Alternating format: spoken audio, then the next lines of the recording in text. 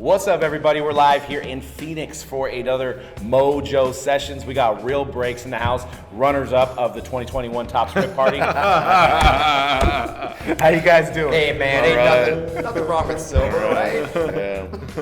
Hey, we just can't win that breaker of the year. We got to get one. But seriously, how's the show been for you guys? Oh, it's been awesome. I mean, first of all, just getting to escape Minnesota and Wisconsin and come to Arizona is a blessing. But really, for me, it's about just hanging out with friends, right? I mean, sure, we're excited to get whatever inside information we can get, anything that can help our business. But hanging out with people like you and other breakers and shop owners and Topps people that we're friends with is the best part for me. Absolutely. And like ourselves, you guys started off as breakers first and opened shops after you started breaking. What's been the biggest challenge that you faced in running a shop compared to running breaks? Yeah, I mean, my shop's been open about a year and a half. I think it's just the amount of work that it takes. It's just a lot of work. I mean, breaking is a lot of work. And then you add another one. It's like running two businesses, right? So I think that's the biggest challenge. I mean, Tom's in our shop just open. Yeah, it's been open only 2 weeks, and I think is part of the joy I like is personal interacting. With break, it's either through Messenger or email, Right?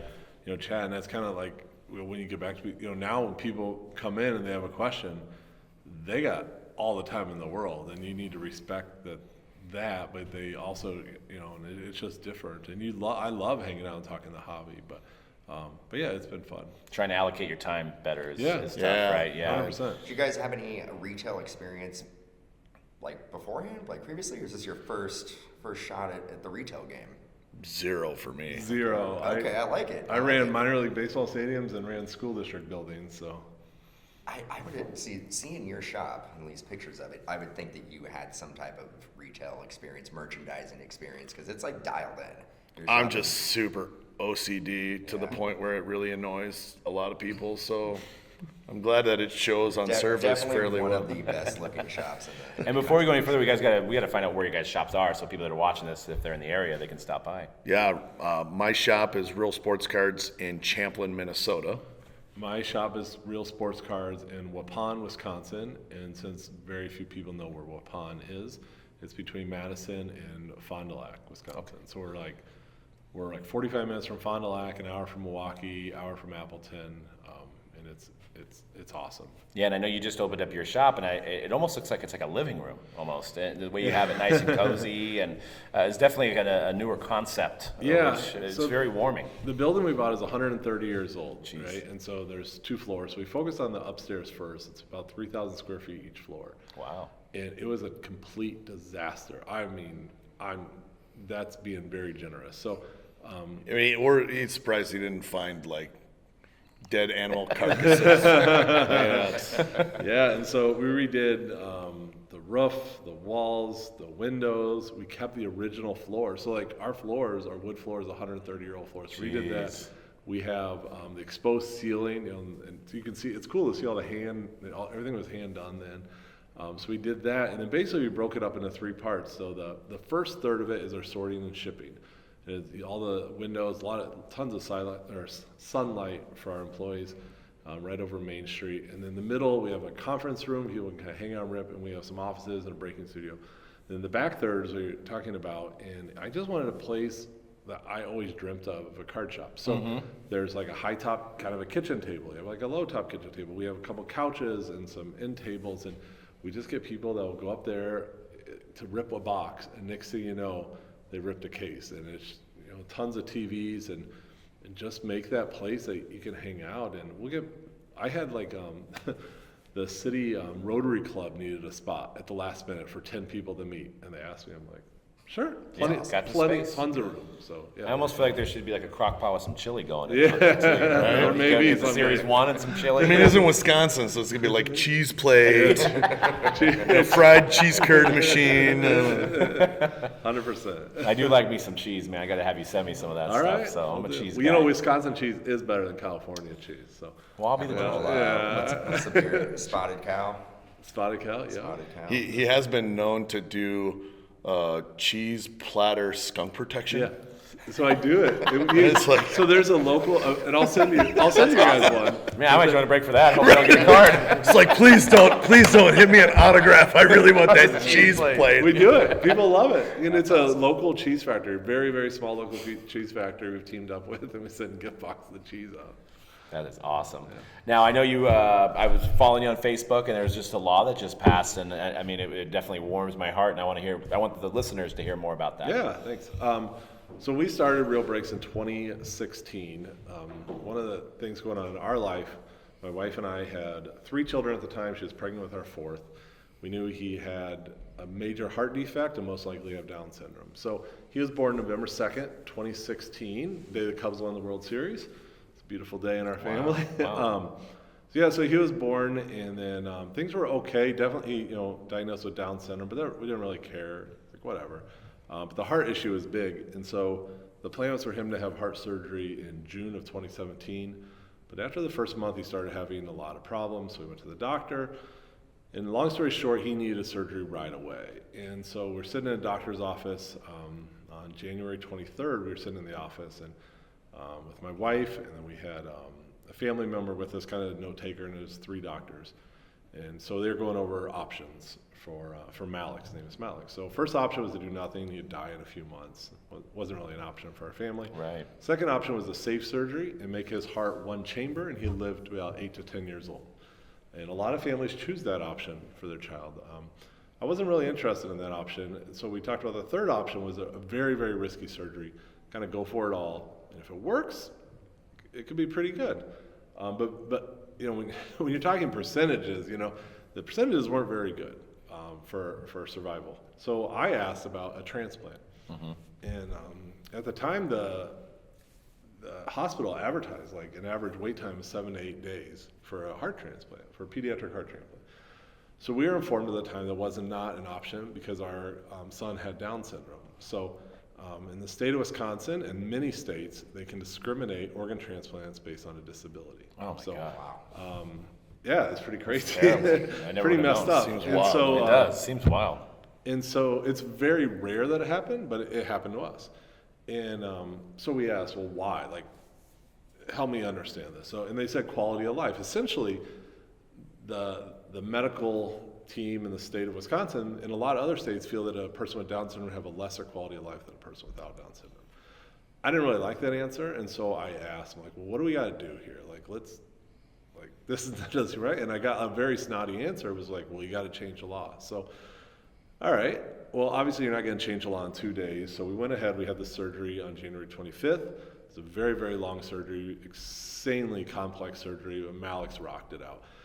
So he's doing well now. We go through a lot of checkups. He will most likely have to have another heart surgery someday, and be pretty risky too. But after that, so we contacted our state representative. So in Wisconsin, you have an assembly and you have a senate. You don't have this. So contacted our assemblyman, and I don't think he really believed me. They looked into it. It's kind of unbelievable, right? Yeah. It's hard to believe. When was the law that's a written? thing. It had to have been a long time ago. too. There's a loophole, and some people say like, well, American Disabilities Act. Well, that doesn't cover this. There legitimately is a loophole, and so and then we started seeing other states passing similar laws. And one of the things we saw, and I've got to know people that have passed similar laws in other states, it was always hypothetical, like, hey, this could happen. Like, it legitimately happened to us, and so that was very unique. So this fall of 2021, and then with COVID happened, it was like, all right, Tom, Made it even harder, let's just push this off and let's get through. So we testified in front of the Assembly, Senate on Health. Passed that, and then we testified on the Senate Assembly on Health. And through this, I wrote a ton of letters. And you're calling the committee members. We did some interviews for it. But Wisconsin's very divided, which is a shame. It's really our governor is Democrat, and the Assembly and Senate's Republican, and they don't play well together. It's Right. really sad. But on this, I'm like, if you want to be partisan on this, you're crazy. Yeah. So it passed really well, and so December 13th, our Governor Evers signed it into law, and so it's Wisconsin Act 113, known as Malik's Law in Wisconsin. Awesome. So it's cool. It's passed a lot of other states. There actually is a federal bill in it, so now we're working on that. So we've got our congressman agreed to be a co-signer, so we'll be the 37th co-signer on it. It's called the Charlotte Woodward Act, and it's named in honor of a young woman that ended up having a heart transplant, but she really had to fight for it. And so we've got a lot of media. Yesterday, CBS News published a story, and we had our story about it. But it's neat. It brings So does every state have different views on that particular subject? Yes. So I think now 13 states have passed where it's illegal. So what they always say, not they always say, but this is very common. Well, yeah, we could discriminate, but we don't. Well, you did on us. So how about let's just get where you can't discriminate? And so. Being frankly a white male born in the late 70s, I've never really faced discrimination in our family. And then when you face it, you're like, well, that's messed up. Yeah. And so you kind of get your eyes for sure. Yeah. It's like, how do you choose? It's like, oh, you can't, even somebody that's blonde can't get the, it's like, it's like, how do you choose which one is better, more lesser than the others? It's crazy. In the world of Down syndrome, in the last 20 years, that life expectancy has gone much higher. It was very low. And so I think that maybe historically they said, well, persons with Down syndrome don't live long. Well, that's not really true anymore. There's a lot of persons of 50 to 60 years old living. Right. And so, and Malik's, but the thing is, you talk about quality of life.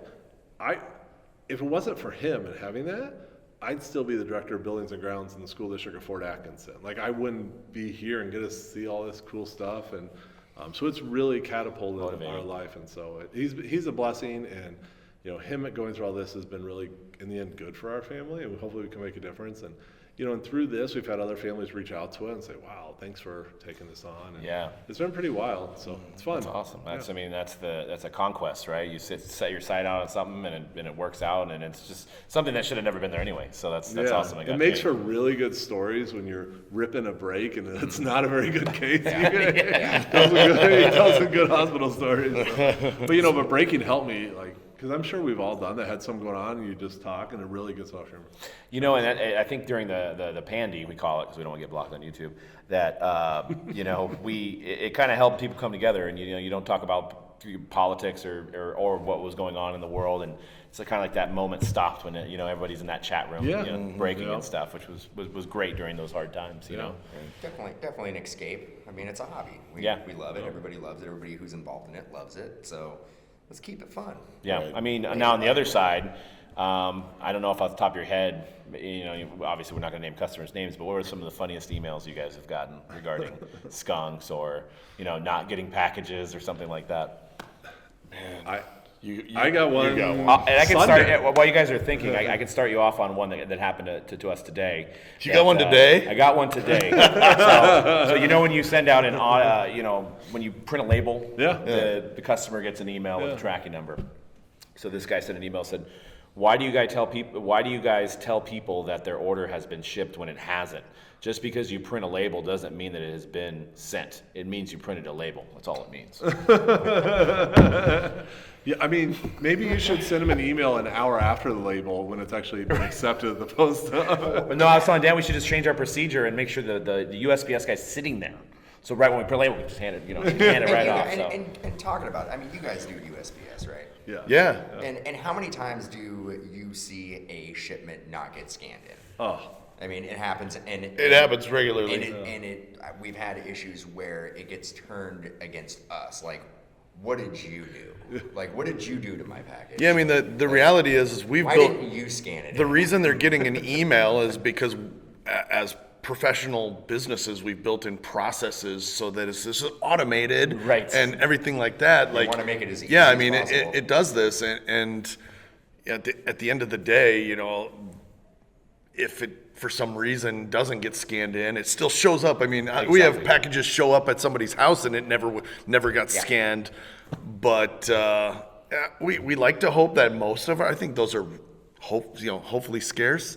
Most people it's a squeaky wheel. Acknowledge that things happen, and you guys have been doing this for a long time. You got a good reputation, so Mojo, I'm going to give you a little bit of credit. Or Real, I'm going to give you a little bit of credit. Well, we all know it doesn't always happen. People want their cards as fast as possible. And we want them to get their cards as fast as possible. I had a break in July 2020, Clearly Authentic. They all went out, and then they were scanned, and they went to a sorting facility. It was 3 weeks of nothing, right? And Stuck in a USPS trailer somewhere. that's Probably. what it was. That's what it was. It was stuck in a bin underneath empty boxes, and it was discovered 3 weeks later. But I'm like, and then people was like, well, why don't you send it in a different tote so it goes to the right sorting facility? I'm like, It's always easy to say after. I've had people who are, let's say, one state over, or even in the same state. Let's say they're in LA, and their package gets scanned, and it's in, like, New York. yeah. Yeah. And then they instantly look at us and go, like, what did you do? Why'd you ship this to Why New did- York? Why did it go to New York? Like, what'd you do? You put the wrong address on there? And I'm like, no. I'm like, what happens is that it gets sorted into the wrong bin. It went onto the wrong truck, and now it's clear across country. It's I'm just- like, but it'll come back. It's just getting It's- experience. It's getting cultured. It's You taking know, a tour across the country. Right. It's gonna have stories when it comes back. I had a Right. customer in Seattle Bend one corner. time. He sent me kind of a joking, but I can tell he's annoyed message. His package went to Hawaii, right? yeah. So I thought it would be funny. I found a picture of a postcard that says "Greetings from Hawaii," and I sent him that. I said, "From your package." He didn't find it funny.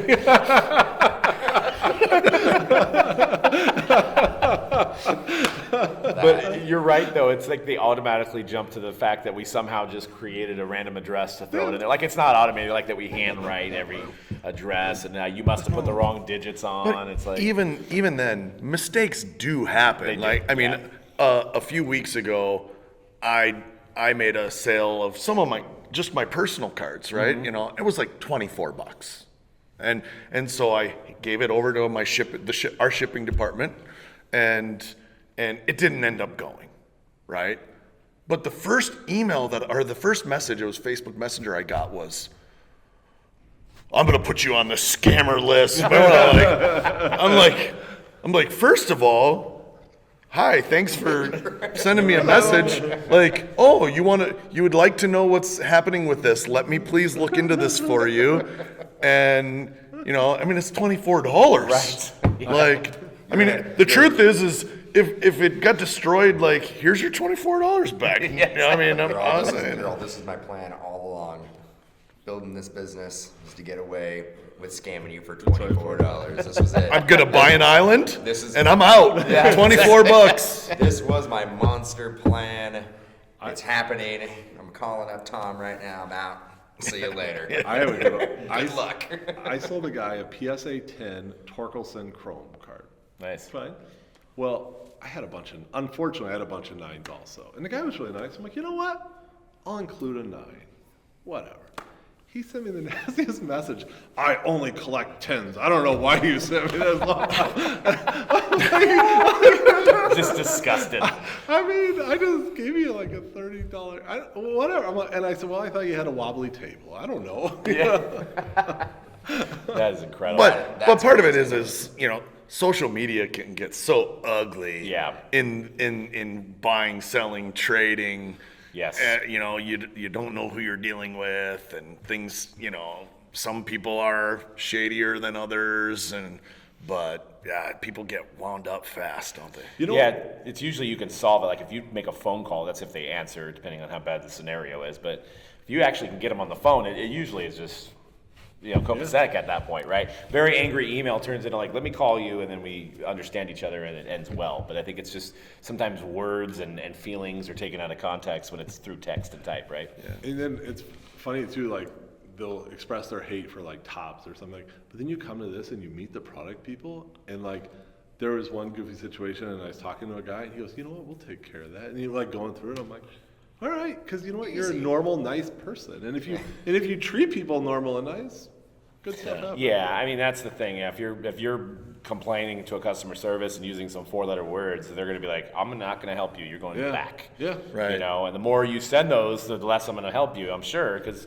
I mean, these guys got to be beaten and battered what they're dealing with. You know, Don't bring up your expired redemption from 2013. Like nobody wants to hear. I mean, come on. It's like. and that's a good tip. Don't, You know, don't beat up the customer service person for a card. I mean, they'll probably replace it for you. Yeah. If you're nice. Yeah. Especially if you're nice. But like, I've had good experience with Topps customer service, and we don't have a custom special hotline number for customer service. Wait, but all breakers do. maybe it's just me. Like I just call and listen to David Wright talk for a little while on the hold music. You mean you don't have Cyberger's direct line? Right. I hold down 3 and it goes right to it. But you know, you call them and you're like, hey, I know this isn't your fault. Like you, Mr. Customer Service person, didn't create this. Like, but hey, this is what's going on. Can you help me out? And a lot of times they will. It's amazing what can get done when you treat people with a little bit of respect. Right. Yeah, exactly. And you know, like these guys said, these guys are definitely beaten and battered. So, you know, if you're a little bit more nicer, maybe you'll get your your card faster, or they'll help you out. But I always tell people forget is they're like, I'm still waiting on my redemption. It's like, well, look on eBay too, see if it's out there. You know, because maybe they forgot they have it. Yeah. But if you don't see it anywhere, then that means it's more than likely not signed yet. So. And it's not usually the manufacturer that's the culprit, right? Right. I mean, the players are busy. They got things to do, and sitting down and signing 10,000 cards. Talk about it all the time. Yeah. Like, if in a perfect world there would not be any redemptions, we don't want to have redemptions. But are you not going to put Zion Williamson in a product? But like, yeah, he didn't get it back in time, so we're just gonna knock him off of the checklist. Don't need that guy, or you're not like. Then the complaint would be, I don't like to buy that box of Zion's not in there. Yeah, or so then you're still at a or loss. like 2018, are you gonna like not put Ohtani? You're just like, sorry, Ohtani's gonna be a redemption, so we're just not gonna put him in the. Or product. Burrow this year or last year in Herbert. They're trading off on redemption. You don't need them. Yeah, exactly. You don't need that. Yeah. Have you guys ever gotten this? You know how some cards, like, I think it tends to happen more on thicker cards, more than the 35-point cards, is when like the pack machine hits it and it looks like a thumbnail. Yeah. And then if you don't catch it on camera, people are like, your shipping department put their thumb right on my card. 'Cause it looks like a thumbnail, right? But But they send you a picture and they're like, look, you can see where they put their thumb directly into it. And I'm like, well, they literally sleeve and top load thousands of cards. yeah, They're pretty good at what they do. And a lot of, anything notable is sleeved right there exactly. on camera. Yeah. Yeah. But it's tough because maybe you miss that and then it's not shown. If you see a card that's damaged, do you ever try to really point it out in the live feed? We do. We try to intentionally call out like, hey, And it's never a great conversation that you feel like you're like, great, like I don't want to have to do this, but well, you don't want to hit a big card for somebody and then immediately burst their bubble, right? It's like, just man, crap all over it. You're like, this card was going to be awesome, but let me tell you, It's a PSA 5. we love this stuff, right? Like at the end of the day, we want everyone to win. Yeah. You know? I always say like, hey, great hit. I'm not in love with the top right corner. Yeah. And then, but beautiful. You're a hater. You're such a hater. Oh man. So you guys had, mostly all your breaks are filled up on Facebook, and I love the strategy of how creating that that weight, and then once it hits, it's like there's a mad rush. What are some of the challenges on dealing with Facebook?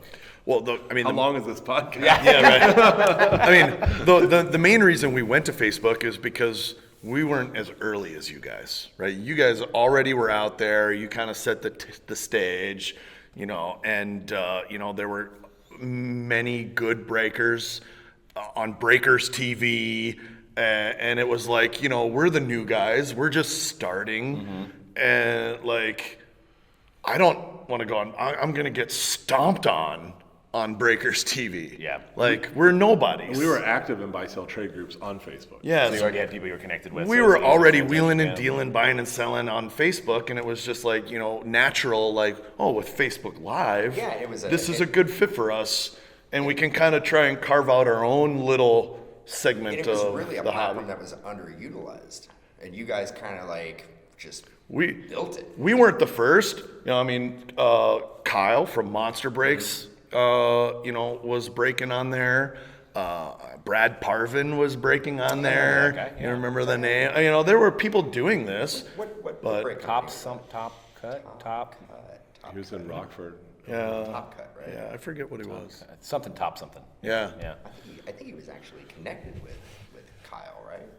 I don't know if he was or not. I think they were running it together at some point. Because I think he was. Kyle was in Illinois at one point. Yeah. Probably about half hour from each other. Yeah. Yeah.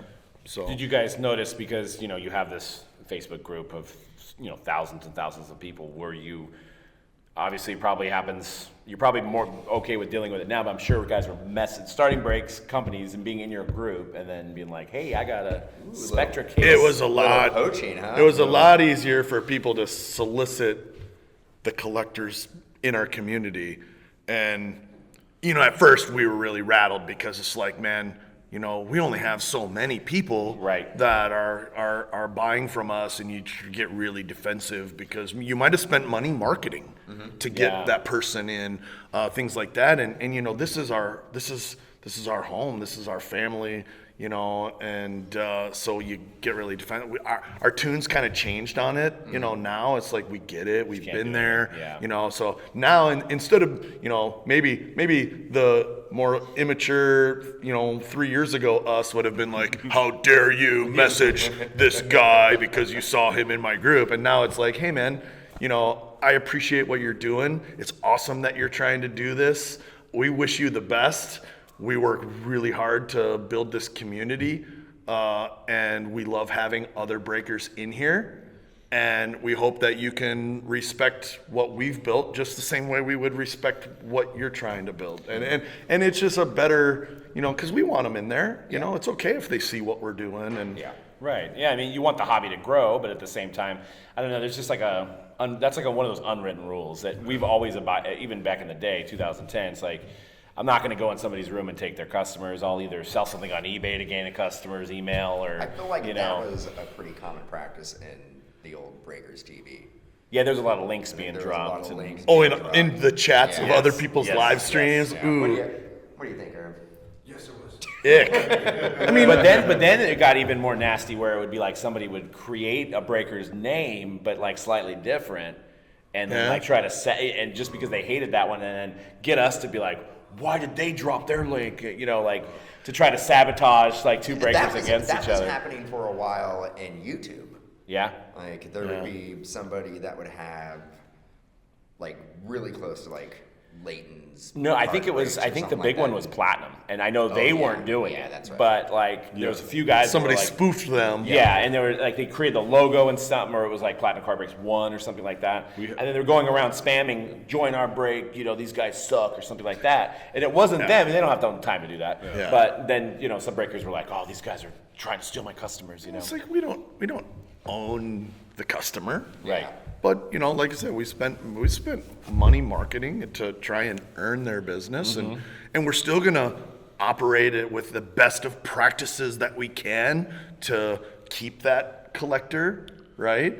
But at the end of the day, we don't want to have customers. We want to have friends. Exactly. So I mean, that's how we want this community to continue to evolve, and it's why we can hang out with you guys here on this podcast, because like we're not trying to steal your customers. Like Exactly. And we're all trying to make this thing bigger and better. Absolutely. And that's by helping new collectors come into the hobby and learn and grow and things like that. That's how the hobby wins. Well, and you want, because we already know customers are going to shop around, right? And that's how it's going to be. But you want them to stick around with the guys that have integrity and are in this, rather than the guys that are doing like the you give me $1,000 and I'll tell you what break I'm put together, and it's not going to be transparent at all. I'm just going to pick some boxes based on the money I took in. Yeah. And there's people that unfortunately buy into those kind of styles of breaks, and and that burns out the customer, and now that customer's gone, right? But if they kind of stay in the ecosystem of the guys that are doing it right, then those customers stick around and the hobby grows to tell their friends how great of experience they had. Exactly. Yeah. And so every breaker's different too, right? Like we don't do the flawless and immaculate and national treasures that you guys do. So guess what? Like if we have collectors in our community who are like, man, you guys are done, like that's all you got, or whatever, it's like, yeah, but if you're gonna buy this stuff, go buy it from Dan and Doug. Right. It's like that's where you send them. and we don't do as much Bowman as you guys. I mean, we do 20 or 30, but then we're done. We're mixing it down. So it's like, hey, go get it, join in that group, get in one of those teams. I had a guy is flawless basketball. he messaged me saying, "Hey, when's your flawless basketball? We did like one." I said, we're done, and I gave a link to your guys' website and a link to Layton's. 3 weeks later, he messaged me, "Big mistake. I just spent all this money with him. A big mistake." And I'm like, no. Yeah, he totally probably shouldn't have I'm like, done that's that. I won't mention what the I name, wanted. but after we stop, I'm going to see if it's a certain name that. It was that's- hilarious. I'm like, that's exactly, I wanted you to buy from them. Because the truth is, you buy from people you trust and know, they have good experience, then their whole view of breaking is elevated. Exactly. Right. That's it. Yeah, absolutely. But yeah, like we were saying before, like you can have a new collector come into the hobby. They find somebody maybe on, I'm not going to say the name. I'm ready to see what you're know, going to say. crop top breaks or whatever we're doing. Front yard. No, but like they get a bad collecting experience, and then going forward, if anybody talks to them about group breaking, they're not going to have a lot of good things to say about the whole category. Yeah. Exactly. Everybody. And we just all kind of get lumped into it. Now, if they would have found a good collecting experience out of the gate, they would, like you're saying, have a good experience, talk good about it, and then bring more people in. Yeah. So, Yeah, and I hopefully with the changing of the guard, maybe there are some more rules put into place. Obviously we don't tell people how to spend their money, but maybe have some directions and pointing like to who's the reputable breakers. Now, I want to switch there's to. been conversations about having like authorized. Yeah, there has been over the years. I mean, Upper Deck does. Upper Deck does. Right. Panini talked about it for a long time, and then I guess the legal issues with that was a little bit more of a headache than they wanted to take on. But it sounds like, I mean, even from this weekend, they Sounds talked like- a little sounds like bit it could be, about, yeah. having authorized or approved or certified, or whatever language you have to call it to be legal or acceptable or not a monopoly or whatever. Sure. It sounds like, they're really interested in making sure that it's the legitimate people in the industry that are leading the way, and because anyone can do this, right? I mean, Well, I think there's been a lot less focus on the customer from the manufacturer and distributors at this moment. And I think that with the changing of the guard, it sounds like they are going to make the focus on, making the customer experience better, right? Not overcharging on a certain product or making it more available. I think there's things that are going to just make the whole ecosystem more balanced, right? Yeah. Which leads me to one of my last questions here is, what would you guys like to see from Fanatics, Topps, Panini that would make things more transparent? more transparent. Man.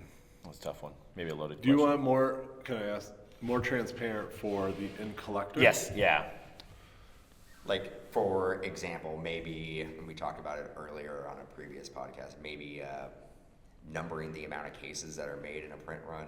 Like on a higher end product. On a higher end product. So, like, we know there is. Well, like we know that for Transcendent, we do. You can do the We math. know yeah. we know how many Transcendent cases there are. Yeah. Yeah. But, maybe you can do a situation where you number the outside of the case and then the boxes inside match that numbering. So then you could curb any fact that maybe somebody got a good hit out of that first flawless briefcase, took another flawless briefcase, put it in there, and then said, I got a case, right? Part of me though there says there's always going to be something for somebody to complain about. Right? Sure. So at the end of the day, now this whole ridiculous idea that certain breakers get specific cases with big cards in it and special treatment. Now you number the cases, and now guess what? Oh yeah, case 57. got the Tops the knew man in that. Tops knew that it was that card was in there, and they sent it to Mojobreak. I mean, it's like Or how do they win? Or that's a good point. 'cause- What about products? Not all of them, but what about products that have a specific price that everybody has to sell it at? Like not like a map pricing, but like a rock solid. Like Series 1 comes out and it has to be. If you're gonna sell it, you're gonna be a dealer. You're gonna be direct. You're gonna sell it for $100, and everybody has to sell it for $100. Like but not for- not everything. Like Just- for the regular collectors that want to buy box, like I've had that conversation too. Like I would take blasters in my store. Like, tell me I have to sell it for $19.99. Like, I don't care. I pay $13. I make $6. Like, I don't care. But if that's something that I can provide to the collector, They buy like, something else, I'm yeah. perfectly happy being forced to sell it at $19.99. And Panini's done that with the kids crate. Yeah. Right? Yeah. So the Panini did that kids crate Yep. with the We variety. had that. Variety. You guys have those. Yep. Variety of products in there. And, they say, like, you can't take these boxes out and resell them and in a secondary market price. Like, you got to sell it as a kids crate, yep. or you lose the privilege of carrying this product. And maybe that's something that can expand, right? Because I love to see, like, to me, flagship baseball Series 1, since it was Well, I mean, recent. I like, would- it should be I would love $20 to have blaster a or product something, where yeah. all year I can basically tell a customer, no matter what, you're going to be able to buy this box for this price. Yeah. It may not be for me. I might not have it in stock. Somebody else may, but like I can guarantee you, it's going to be that price. But I think to get there, you got to start back on how you obtain product. Like, Yeah. it's a frustration, I think, with a lot of us that sell to end consumers, the amount of product that people get that don't sell to end consumers. And I Yep. think Exactly. and I have a really optimistic feeling, whatever you want to call it, that this new guard is going to focus on who sells to the end consumers, and let's get them, and then we can talk about Right, there should be one stop before the end consumer, not 5 by the Yeah. time it's been right. picked Yeah, up, I mean, we don't. It's something less than 10% of our total product volume is allocated. It means we buy 90+% on the secondary market, and it's been through how many hands by the time it gets to us, and it's been through hands of people that aren't selling it to collectors. Yes. And each one of them making- takes a chunk. Yeah, exactly. And then, we've built a collector base, you've built a collector base, and then we move this out to collectors, and, the market's been determined by that, right? So, Yeah, no, it's definitely a good point. I mean, I even had a conversation with somebody when I was on vacation, and she's like, I want to start collecting football. I watched football for the first time this year, and I'm really into it.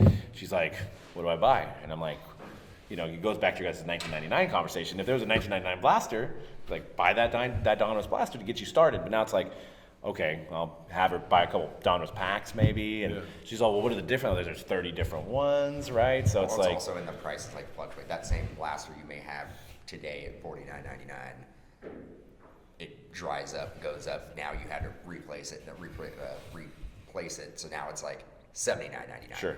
And that was a span. Like maybe they went home and they were like, oh, I'm going to think about it for a week. Or my kid's birthday is not until 2 weeks. They come back and they're like, well, it was $59.99. Right. Now it's $79.99. I'm like, yeah. that's kind of the market we live in right now. Like, not knowing that you rebought it, they think you probably Exactly. still had the same Exactly. one. Yeah, Exactly. and hobby shops can control that better than big box retail, right? Sure. Like, there's a line out the door of people wanting these $99 blasters. Like, I know who the people are who are gonna rip them or put them on eBay for $70, and or go into your shop or go into our shop and basically sell it. I mean, we buy stuff that I know people are waiting in line at Target and Walmart, especially during, the last year or two. Yeah. I mean, we were buying a ton of that stuff, and we were buying it because it was SKUs that the customer's familiar with, Because they started that way. and yeah. they started that way. So like, they come in, they're not going to understand the difference between a hobby box and a blaster box, except the blaster box, they know people who buy it for $20. I'm selling a hobby box for $1,200, and they're like, okay, you're extremely overpriced. Yeah. right, And I'm like, well, it's two different products, Right. essentially. yeah. Yeah, So- that's a whole other education course you got to do for the Yeah, customer in the sure. store. You got to have the product that people are familiar with. Yeah. Yeah, I'm sure you guys get it in your stores. One of the last questions here is like, people come in and like, what do I buy? Yeah. And like, it's a hard stance. Obviously, you want to sell product, but like, you're like, how do you choose? what's the if best they come in value? green, Like, yeah, right. yeah. Yeah. And Like, are you looking for autographs? You just want rookie cards? What's the best route to go? I want to buy a box for $50, and I want to sell all the cards for $500. Yeah. That's what I want. I want that product. Yeah.